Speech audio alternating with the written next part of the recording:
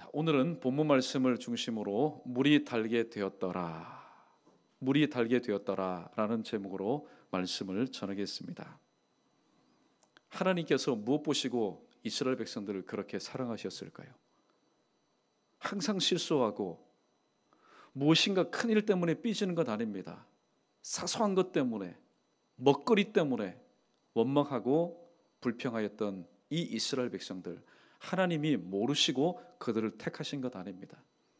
하나님은 우리 과거와 현재와 그리고 우리가 살아보지도 못했던 미래까지도 알고 계시는 분이셨습니다. 그런 하나님, 이스라엘 백성들을 택하셨습니다. 야곱의 가족을 하나님께서 그 당대 최고의 바로 보안시설이 되어 있었던 애굽의 창살 없는 울타리 안에 하나님께서 모셨고, 또 거기서 430년 동안 번성하게 하신 뒤에 하나님의 뜻에 따라서 하나님의 때가 되매 그들을 출애굽시켰습니다. 출애굽한 이스라엘 백성들 항상 진퇴양난이었습니다. 그들의 상황은 사면초가였습니다. 일엽편주였고 풍전등화였습니다. 그러나 그때마다 하나님께서는 나타나셔서 그들을 옳은 길로, 바른 길로 인도해 주셨습니다. 하나님의 처음 역사는 홍해를 바로 가르고 그 홍해를 건너는 역사였습니다. 이스라엘 백성들 홍해 앞에 섰을 때 죽었다, 눈에 보이는 모세를 원망합니다. 그리고 불평합니다. 그런데 이것은 곧 하나님을 원망하는 것이었습니다.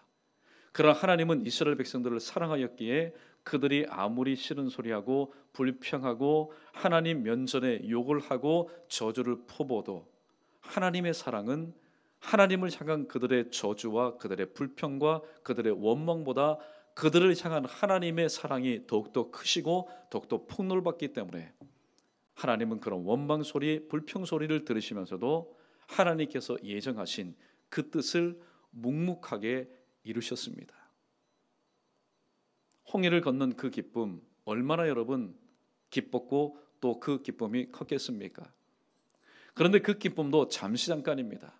오늘 성경에 보니까 하나님께서 출애굽한 이 이스라엘 백성을 수르 광야로 그들의 방향을 틀었습니다.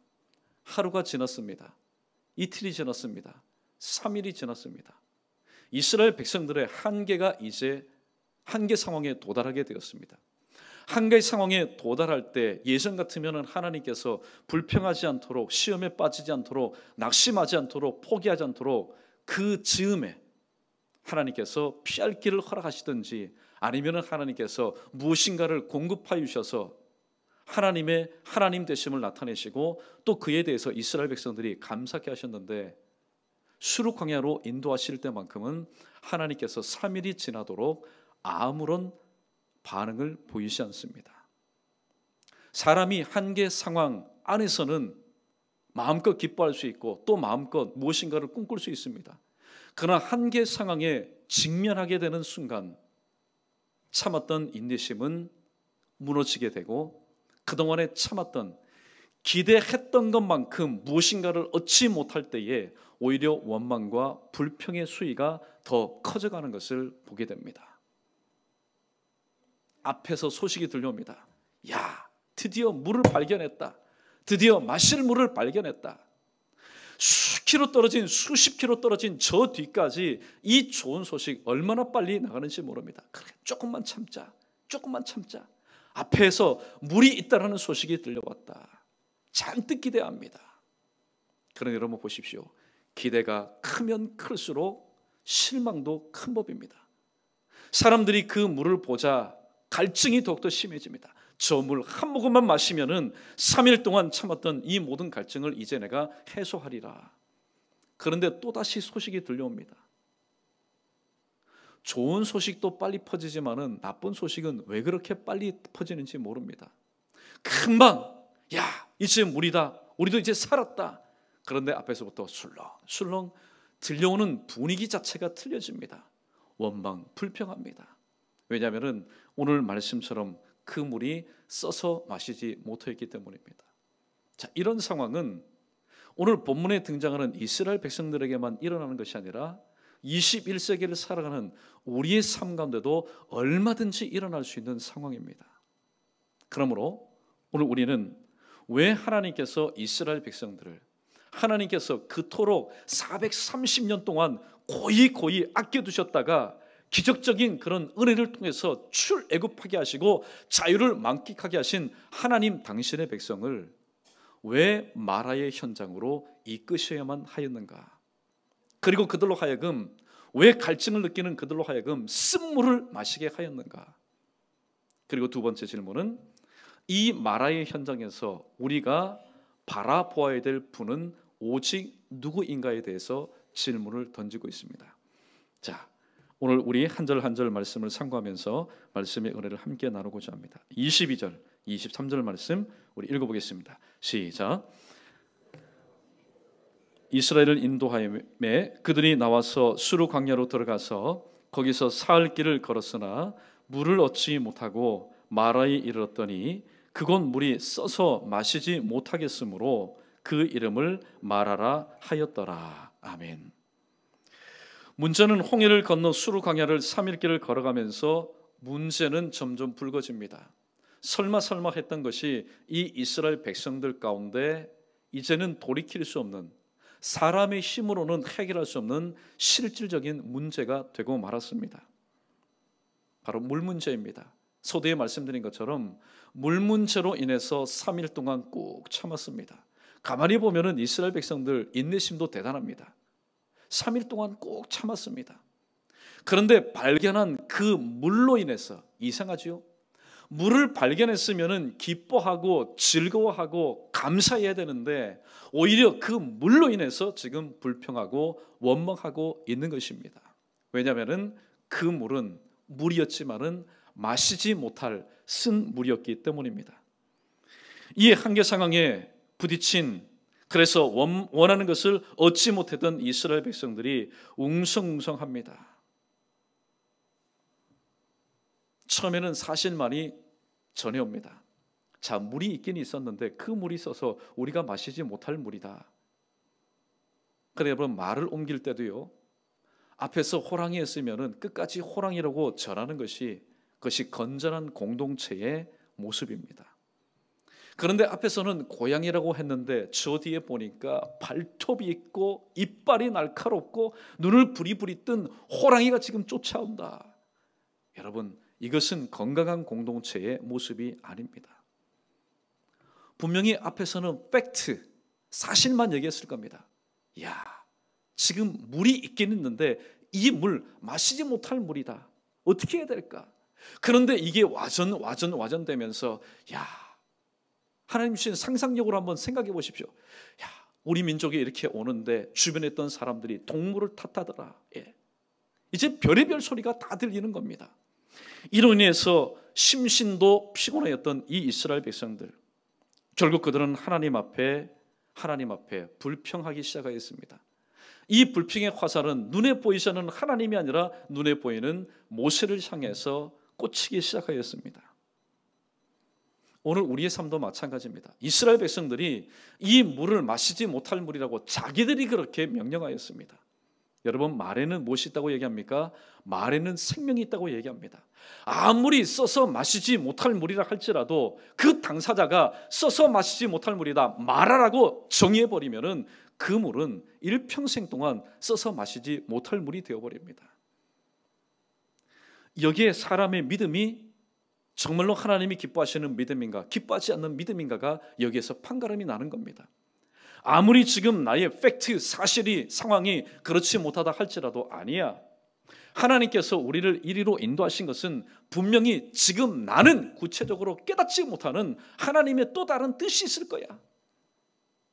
하나님은 좋으신 하나님이야. 하나님은 결코 나쁘신 하나님이 아니야.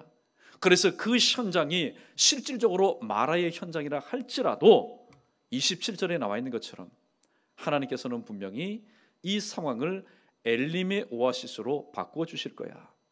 그런 믿음의 말을 우리는 선포할 수 있어야 되고, 또 선포된 그 말씀이 기도의 응답이 될 수 있도록 우리는 어떻게 하든지 간에 믿음으로 똘똘 뭉치는 삶을 살아야 됩니다.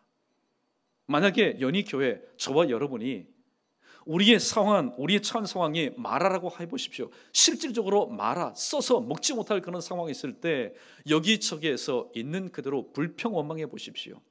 아무리 71년의 역사를 가진 교회를 할지라도 그 교회는요 오래 가지 못합니다. 무너질 수밖에 없습니다. 왜냐하면 마귀가 혹은 외부 세력이 무너뜨리는 것이 아니라 스스로 믿음의 자리에서 한 사람씩 빠져나오니 그 교회가, 그 믿음의 공동체가 온전히 세워질 수 있겠습니까? 그러므로 오늘 22절과 23절 말씀을 통해서 오늘 우리가 붙잡아야 될 말씀이 여기 있습니다. 아무리 우리가 직면한 부정하지 못할 현실인 상황이 말하라 할지라도 절대로 우리는 그 상황을 향해서 믿음의 말을 믿고 선포하고 나갈 수 있어야지. 오늘 그 사실을 고지 그대로 보고 의심의 말 혹은 불평의 말, 원망의 말을 해서는 도저히 그곳에서는 하나님의 역사가 일어나지 않는다라는 겁니다.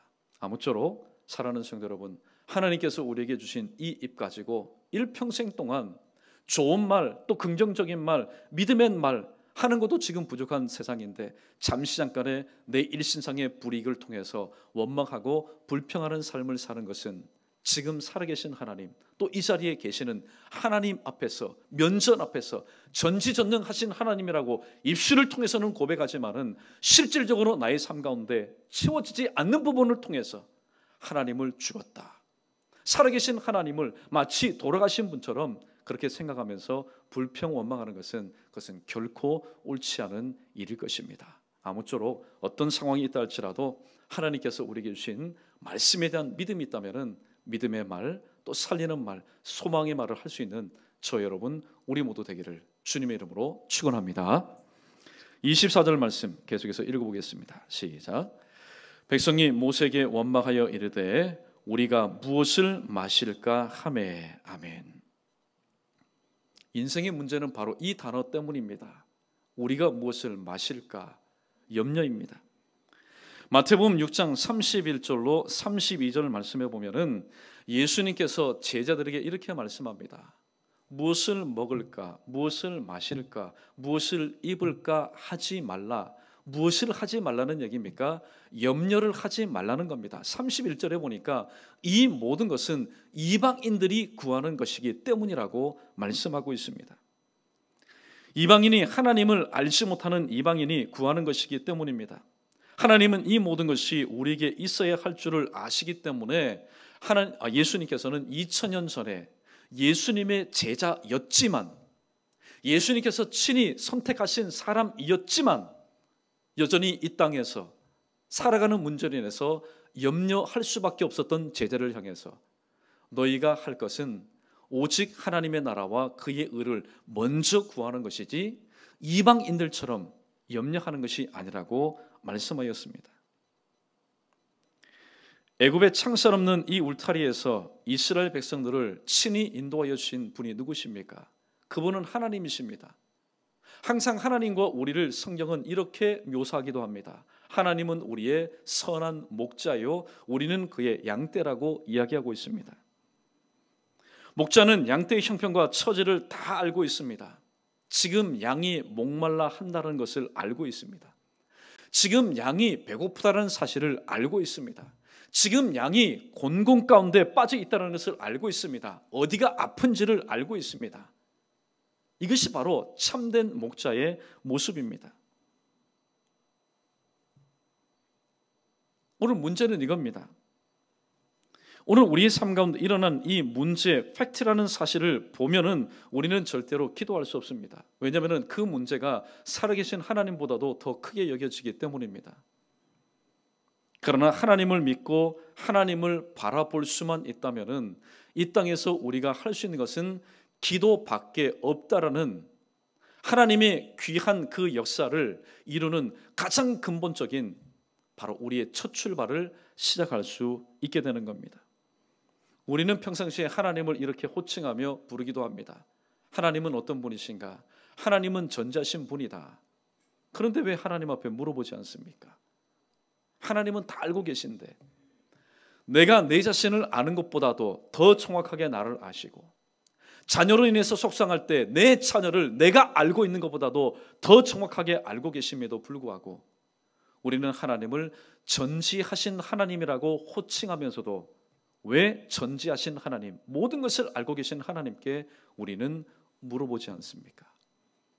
때로 하나님을 우리는 전능하신 하나님이라고 우리는 믿고 하나님을 우리는 신앙합니다.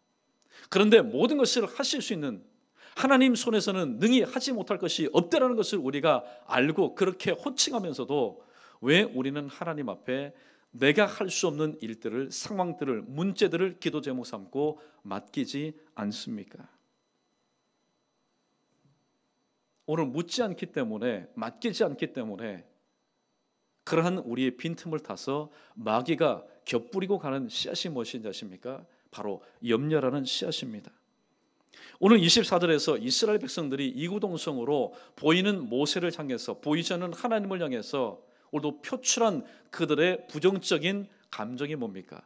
우리가 무엇을 마실까? 우리가 무엇을 마실까?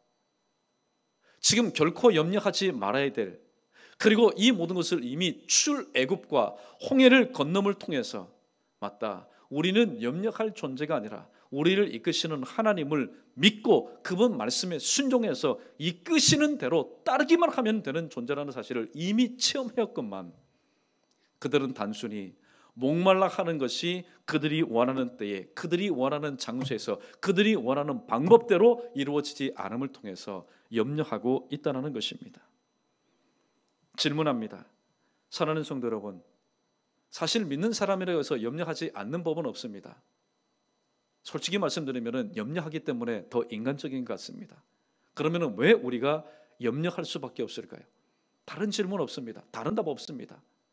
바로 내 앞에 직면한 문제보다 하나님이 작아 보이기 때문에, 달리 표현하면 하나님보다도 직면한 문제가 더 커 보이기 때문에 우리는 그 문제 앞에서 염려, 근심, 걱정할 수밖에 없습니다. 만약에 하나님이 더 커 보이는 그런 깨달음과 은혜가 있다면 절대로 그 사람은 염려할 수가 없습니다.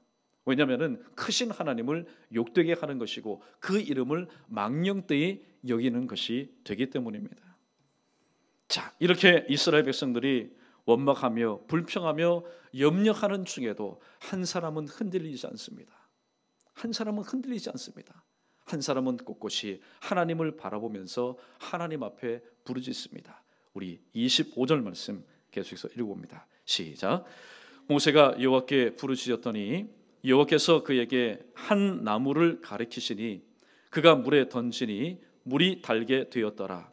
거기서 여호와께서 그들을 위하여 법도와 율례를 정하시고 그들을 시험하실세. 아멘. 한 사람 모세는 하나님께 부르짖었습니다. 왜 하나님께 부르짖었을까요? 모세도 아마 그 사람들이 떠온 물을 맛봤을 겁니다. 모세여, 우리가 지금 왜 불평원망한지 아십니까? 현실을 직시해야죠. 아마 물을 한 모금 떠와가지고 한번 마셔보십시오. 그 물을 마셨을 겁니다. 그 물을 마신 사람은 불평원망해야 됩니다. 이게 바로 세상의 논리고 세상의 원리입니다. 세상에 되지 않는 것을 경험했다면 불평해야 됩니다. 원망해야 됩니다. 이게 세상의 논리입니다. 그러나 모세도 그 물을 맛보지 않았을까요? 가장 먼저 예의가 발랐던 이스라엘 백성들 혹은 참모진이라면 그 물을 바라봤을 때 자신이 먼저 마시지 않고 그래도 어른이 먼저 마셔야지, 모세에게 떠다 주었을 겁니다. 모세도 마실 때에 얼굴을 여러분 펼 수가 없었을 겁니다. 왜냐하면 혀를 자극하는 그런 쓴 물이었기 때문입니다. 그 물을 맛본 사람들 다 불평하고 원망합니다. 그리고 모세를 원망합니다. 그러나 모세 한 사람만큼은 그 마라의 쓴물을 마시고 지금 속이 더 타들어가는 와중에도 불평 원망하지 않고 오늘 25절 말씀해 보니까 하나님 앞에 부르짖었다고 얘기하고 있습니다. 어떻게 그렇게 할 수 있었을까요? 우리와 똑같은 성정을 가진 모세였는데 그 모세는 하나님을 믿었기 때문입니다. 그래서 히브리서 12장 2절 말씀 우리 자막 함께 읽어보겠습니다. 시작. 믿음의 주여 또 온전케 하신 이인 예수를 바라보자. 예. 믿음의 주요, 또 그 믿음을 온전케 하시는 바로 주님을 바라보는 심령으로 모세는 보이지 않지만은 늘 내 곁에서 이스라엘 민족과 함께 낮에는 구름 기둥으로 밤에는 은혜스러운 불기둥으로 함께 하시는 그 하나님 앞에 부르짖었습니다. 부르짖었는데 오늘 정말 동화와 같은, 이야기와 같은 일들이 눈앞에 펼쳐졌습니다. 첫 번째, 여호와께서 한 나무를 가리키셨습니다. 그리고 모세가 하나님께서 가리키신 그 나무를 뽑아서 마라의 그 쓴물 오아시스 가운데 던졌습니다. 그랬더니 그 물이 달게 되었더라라고 얘기하고 있습니다. 한 나무는 마라라는 이 오아시스 주변에 있었던 여러 나무들 중에 하나가 분명히 아닐 것입니다. Nobody knows입니다. 아무도 모르는 나무입니다. 그러나 어쨌든 그 마라의 현장 가운데 우뚝 세워졌던 나무임에는 틀림이 없습니다. 이 나무는 이레 하나님께서 이스라엘 백성들이 이제 3일 동안 목말라해서 분명히 이 물을 마시게 되면은 어떻게 될지 아신 그 하나님께서 예비하신, 이레 하나님께서 예비하신 한 그루의 나무였습니다. 이 한 나무가 우리에게 예표하는 그 진리가 너무나 큽니다. 허물과 죄로 인해서 죽은 우리에게 하나님께서는 구원주를 보내시기로 작정했습니다. 허물과 죄로 인해서 이미 죽은 우리입니다. 성경을 보십시오. 죽어가는 우리가 아닙니다. 죽어가는 우리라면은 일말의 소망이라도 있지요. 허물과 죄로 죽었던, 이미 우리는 끝입니다. 하나님과의 관계가 단절된 존재입니다.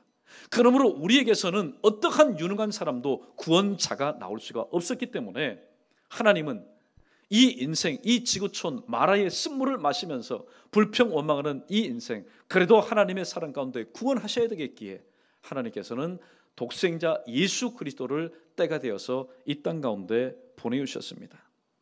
갈라디아서 4장 4절에 보니까 때가 참에 하나님이 그 아들을 보내셨다라고 사도 바울은 말하고 있습니다. 오늘 이 한 나무는 누구를 예표할까요?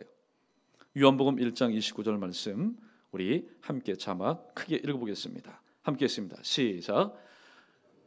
요한이 예수께서 자기에게 나오심을 이르되 보라 세상 죄를 지고 가는 하나님의 어린 양이로다. 아멘.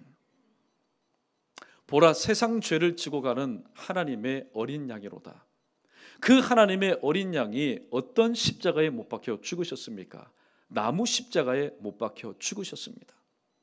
그러므로 하나님께서 지시하신 이 나무, 그래서 모세가 쓴물 가운데 던진 이 나무는 바로 예수 그리스도를 예표하고 있습니다.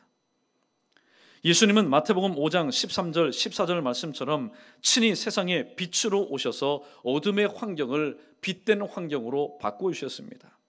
그리고 세상에 소금이 되어서 친히 그 귀하신 분이 세상에 이 잡다한 오물이 있는 이 세상 가운데 세상의 소금이 되어서 죄와 사망으로 썩어져가는 이 세상을 구원시켜 주셨습니다. 또한 예수님이 친히 인간의 세상에 인간의 몸을 입고 성육신 하셨습니다. 모세가 이 나무를 마라의 쓴물에 던졌다는 것은 하나님이신 예수님께서 인간의 몸을 입으시고 이 땅에 태어나신 사건, 성육신 하신 사건을 예표하고 있습니다. 오신 예수님은 요한복음 12장 24절 말씀처럼 하늘의 밀이 있는데 그 밀이 땅에 떨어져 죽지 아니하면 하늘 그대로 있고 죽으면은 많은 열매를 맺는다라는 말씀처럼 오늘 주님은 이 땅에 오셔서 죽음을 향해서 그리고 그 죽음의 관문 이후에 영원한 죽음을 향해서 알지 못한 채 하루하루를 살아가는 인생을 향해서 하나님은 복음의 말씀을 증거하셨던 것입니다. 그 결과 예수님을 만난 사람들을 한번 보십시오. 이 부분에 여러분 주목해 주시기 바랍니다. 예수님을 만난 사람들은 죽을만 나는 인생들이 살만 나는 인생으로 다 바뀌었습니다. 삭개오를 한번 보십시오. 그의 주머니에 돈은 항상 떨어지는 적이 없었습니다. 왜냐하면 한 건 올릴 때마다 일반 사람들이 얻는 것보다도 더 많은 세상의 돈으로 채워진 인생이었기 때문입니다. 그러나 거리에 나갈 때마다 그는 자신의 신분을 드러내면서 단 하루도 어깨를 펴고 당당하게 살아갈 수가 없었습니다. 왜냐하면 그 당시에 통용되는 그 생각이 세리를 뛰어넘어서 세리장 아닙니까? 저런 죽일 놈, 나라 팔아먹은 놈, 매국노. 비록 세상이 원하는 돈은 쥐고 살아갈지는 몰라도 그의 마음은 항상 편하지 못했습니다. 그러나 어느 날 뽕나무 위에서 예수님의 부르심을 받은 뒤에 그의 모든 것을 바로 회개할 때에 주님께서 그 마음 가운데 찾아오셔서 이제 그에게는 돈도 필요 없습니다. 왜냐하면 돈보다 더 귀한 예수님이 그 마음 가운데 오셔서 세상도 주지 못하고 돈도 주지 못하는 하나님의 평강을 바로 맛보았기 때문입니다. 죽을만 나는 인생이 살만 나는 인생이 되었습니다. 또 요한복음 4장에 등장하는 수가성 한 여인도 마찬가지입니다. 때가 되었습니다. 사람들은 나오지 않습니다. 그런데 죽을만 나게 죽을 인생 그 물동이를 짊어지고 나온 이 수가성 여인이 예수 그리스도를 만난 뒤에 살만 나는 인생이 되었습니다. 이제는 물동이를 버렸습니다. 예전 같으면 물동이 버리면 또 집에 가서 구박을 받고 수박을 받아야 될 이 여인, 이제는 물동이가 필요 없습니다. 왜냐하면 생명수 대신 예수 그리스도를 만났기 때문입니다. 이처럼 예수님께서 이 땅에 오셔서 예수님을 만난 사람들은 누구나 할 것 없이 죽을만 나는 인생이 살만 나는 인생으로 변화되었고, 예수님의 발걸음이 닿는 곳에는 절망의 장소가 바로 소망의 장소가 되었던 것입니다.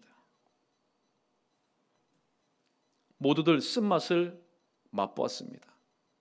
그럼에도 불구하고 이 모세는 바로 쓴맛, 죽을 맛이 나는 이 인생 가운데서 오늘 이 모세는 눈에 보이지 않는 바로 하나님을 바라보았던 것입니다. 세상 돌아가는 그런 상황을 여러분 보시면은 아마 목사인 저도 세상에 돌아가는 상황만 보고 그 소리만 듣게 된다면은 그것이 24시간 나의 일상생활이라면은 여러분, 목사라는 직분이 무슨 소용이 있습니까? 직분이 우리를 구원하는 것 아닙니다. 직분이 우리의 믿음을 회복시키는 것 아닙니다. 세상 돌아가는 상황에만 집중하고 거기에만 우리의 귀를 기울이고 그 상황만 보면은 우리도 똑같은 삶을 살아갈 수밖에 없습니다. 그러나 모세는 그렇게 하지 않았습니다. 세상 돌아가는 그 상황에 가장 한복판에 가장 선두에 서 있었지만은 모세는 세상 돌아가는 상황이 아니라 세상을 변화시키는 하나님을 바라보며 하나님께 부르짖었던 것입니다. 예수님은 바리새인들과 서기관들, 예수님 당시에는 바리새인과 서기관들이 항상 영적인 파파라치가 되어서 주변에 어슬렁거렸습니다. 그러나 보십시오. 예수님 주변에 있었던 바리새인과 서기관들, 그들은 외모로도 일반 사람들과 삐어나게 뛰어난 그런 외모를 가지고 있었고 또 그런 삶을 살았습니다. 그러나 그들이 이스라엘 백성들을 변화시키지 못하였습니다. 아무도 주목하지 않았습니다. 태어날 때 약간 긴장했죠. 헤롯 왕도 긴장하였고 바리새인과 대제사장들과 서기관들도 긴장했던 이 나사렛, 바로 목수 출신 바로 예수라는 청년. 사람들은 이스라엘 이 땅 가운데 하나님께서 심겨주신 그 나무 한 그릇이 있었다는 사실을 사실 사람들은 알지 못하였습니다. 그러나 때가 되매 예수님께서 공생애를 하시면서 사람들은 소망을 갖기 시작하였습니다. 예수라는 사람을 만난 사람들 변화됐다네, 눈을 떴다네, 일어섰다네, 인생이 바뀌어졌다네. 예수님은 주변에서 있었던 사람들과는 다른 바로 한 그루의 나무였습니다. 왜냐하면 예수님은 하나님께서 이 땅 가운데 구원주로 보내신 바로 하나님 당신이었기 때문입니다. 한 나무가 쓴물에 던져져서 단물이 되게 한 상황처럼 예수님은 죄 많은 이 세상에 오셔서 친히 자신이 희생하심으로 어둠의 세상을 빛된 세상으로 만드셨고 또 죽을 인생을 영원히 살 인생으로 기회를 우리 인생 가운데 주셨습니다. 자, 그렇다면 오늘 이 상황에서 저와 여러분, 우리 연희교회 가운데 던져지는 질문이 하나가 있습니다. 마라의 쓴물 가운데 한 나무가 던져졌을 때 그 쓴물을 달게 만든 것처럼 또 죄 많은 이 세상, 영원히 죽을 수밖에 없는 이 세상 가운데 예수님이 성육신 하셔서 만나는 사람마다 발이 닿는 곳마다 세상을 변화시켰다거든 오늘 교회인 저와 여러분에게도 이러한 영적인 숙제가 있는 겁니다. 만약에 교회가 세워졌는데 세상이 주변이 교회로 인해서 변화되지 않는다면 사실 우리의 존재에 어떤 의미가 있을까요? 이것이 지금 한국 교회와 우리 연예교회가 안고 있는 과제요 숙제입니다. 원리가 그렇지 않습니까? 써서 지금 마시지 못할 그 마라의 오아시스 가운데 한 나무가 던져졌을 때 물이 달게 되었습니다. 또 이 예표처럼 실상인 예수님께서 이 죄악 많은 세상 가운데 사람은 손댈 수 없고 변화시킬 수 없는 이 세상을 사람들을 예수님은 친히 오셔서 희생하심으로 십자가에 못 박혀 죽으심으로 믿는 자를 변화시키셨고 믿는 공동체와 믿는 국가와 믿는 세상을 변화시켰습니다. 그렇다면 저와 여러분 누구입니까? 작은 예수입니다. 예수님의 제자입니다. 예수님이 그러한 삶을 사셨다면 똑같은 과제와 숙제가 또한 저희들에게 오늘도 남겨져 있습니다. 그렇다면 여기에 바로 문제가 있습니다. 우리도 그러한 삶을 살아야 되는데 오늘 한국교회와 하나님께서 71년 전에 이 연희동에 세우신 우리 연희교회가 지금 그러한 삶을 살고 있는가? 내가 지금 이 땅에서 살고 있으면서 나로 인해서 주변과 오늘도 이 세상이 변화되고 있는가? 죽을만 나는 이 삶이 살만 나는 그런 삶으로 변화되고 있는가? 만약에 그렇지 않다면 나는 오늘 또 교회로서 무엇을 위해서 누구를 위해서 존재하고 있는가? 오늘 하나님께서 우리에게 질문하실 때 우리는 약간 무겁지만은 거룩한 부담감을 가지고 그 주님의 질문 가운데 우리는 대답할 수 있어야 됩니다. 우리 26절 말씀 우리 다시 한번 읽어보겠습니다. 26절 계속해서 읽어봅니다. 시작. 이르시되 너희가 너희 하나님 나 여호와의 말을 들어 순종하고 내가 보기에 의를 행하며 내 계명에 귀를 기울이며 내 모든 규례를 지키면 내가 애굽 사람에게 내린 모든 질병 중 하나도 너희에게 내리지 아니하리니 나는 너희를 치료하는 여호와임이라. 아멘. 하나님께서 우리에게 허락하신 시험은 통과해야 됩니다. 좌우지간 통과해야 됩니다. 그런데 오늘 26절에서 하나님은 내가 너희를 이렇게 시험하겠다. 그리고 통과의 기준을 4가지를 제시합니다. 첫 번째는 바로 하나님의 말씀에 순종하는 것입니다. 두 번째는 하나님 보시기에 의를 행하는 것이고 세 번째는 하나님의 그 계명에 귀를 기울이는 것입니다. 그리고 마지막은 가장 중요한 것, 하나님의 말씀에 순종하고 의를 행하고 귀를 기울이는 것을 지킴으로 순종함으로 실천함으로 바로 하나님 앞에 드러내는 삶입니다. 하나님께서 왜 이러한 기준을 마련하셨을까요? 이 사건을 통해서 우리는 앞서 기록된 말씀 마라의 사건을 통해서 이스라엘 백성들이 하나님의 시험에 제1차적으로 통과하지 못했다는 사실을 우리는 발견하게 됩니다. 하나님은 우리가 연약해서 비록 하나님이 허락하신 시험을 통과하지 못했다 할지라도 사실 하나님께서 허락하신 시험 처음부터 통과할 수 있는 사람이 누가 있겠습니까? 그렇게 완벽한 사람이 누가 있겠습니까? 처음에는 그것이 하나님의 시험인지도 모르고 그저 믿음이 부족하고 원망하고 불평하다가 하나님의 뜻대로 살지 못하여서 주저앉고 또 쓰러지는 인생들 얼마나 많습니까? 그러한 인생을 향해서 하나님께서 친절하게도 오늘 말씀을 통해서 오늘 기록된 말씀을 통해서 너를 향한 나의 이 뜻이 이러하다라고 오늘 우리에게 말씀하는 겁니다. 그래서 그 사실을 깨닫고 다시 순종할 때에 하나님께서는 전지전능하신 하나님께서는 치료가 필요한 우리 인생을 향해서 나는 여호와 라파 치료하는 하나님으로 너에게 나타날 것이고 너에게 역사할 것이라고 말씀하고 있습니다. 이 약속을 믿고 우리의 연약한 것을 친히 담당하시고 또 병을 짊어지시는 주님께 맡겨드릴 수 있는 저 여러분 우리 모두 되기를 다시 한번 주님의 이름으로 축원합니다. 27절 말씀 우리 마지막으로 읽어보겠습니다. 27절입니다. 시작. 그들이 엘림에 이르니 거기에 물샘 12과 종려나무 70그루가 있는지라 거기서 그들이 그 물 곁에 장막을 치니라. 아멘.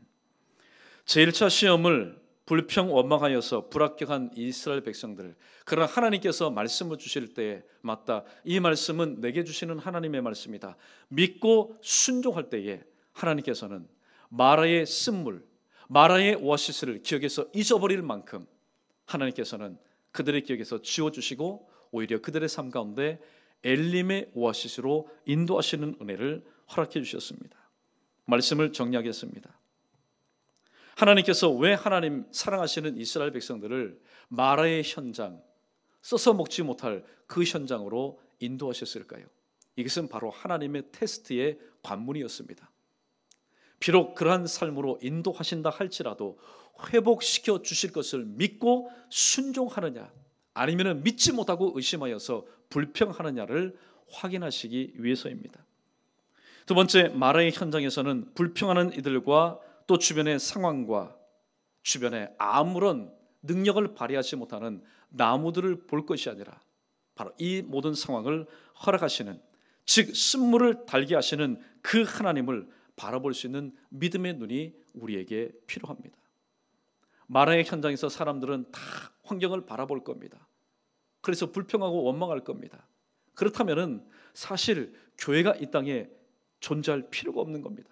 저와 여러분, 우리 모두가 혹시 21세기판 모두들 원망하고 불평하는 그런 마라의 현장에 서 있다 할지라도 저와 여러분만큼은 오늘 본문에 등장하는 모세처럼 이 모든 상황을 허락하신 하나님, 그리고 이 마라의 현장, 마라의 상황을 엘림의 상황으로 바꿔주실 그 하나님을 바라보면서 우리는 하나님 앞에 기도로서 하나님의 뜻을 구하고 오늘도 상황을 기도로서 변화시키는 삶을 우리는 살아야 됩니다. 오늘 말씀해 보니까 물이 달게 되었다라고 얘기합니다. 얼마나 여러분 기분 좋은 말입니까? 물이 달게 되었다. 아무리 기분 좋은 말, 아무리 여러분 들어서 기쁜 말씀이라 할지라도 물이 달게 되었더라, 그것은 저의 영역이 아닙니다. 우리가 할 수 있는 부분이 아닙니다. 바로 하나님께서 하실 능력이고 하나님의 영역입니다. 그러므로 26절에서 주신 말씀처럼 하나님 말씀에 순종하여서 우리의 영역이 먼저 하나님 여호와 라파의 그런 은혜 가운데서 치유되는 귀한 은혜를 체험하는 저와 여러분 되시고, 오늘도 간절히 부르짖을 때에 오늘도 내가 변화시킬 수 없는 21세기판 이 마라의 현장을 벗어나서 하나님 우리의 믿음을 보시고 이미 예비하신 영육간에 아울러 모든 것을 풍성하게 공급해 주시길 원하시는 엘림의 오아시스로 나아갈 수 있는 저와 여러분 우리 모두 되기를 다시 한번 주님의 이름으로 축원합니다. 우리 찬송가 472장 우리 말씀을 생각하시면서 우리 한번 고백하도록 하겠습니다.